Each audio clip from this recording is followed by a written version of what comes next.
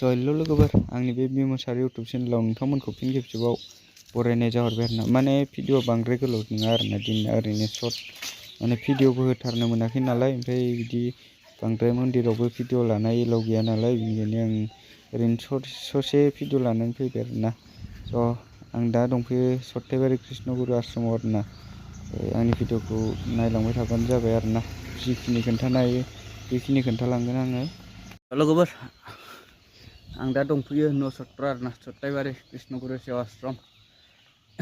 लोगोफोर ओमफ्राय नै जा दं फख्रि आरोना बेहाय दङ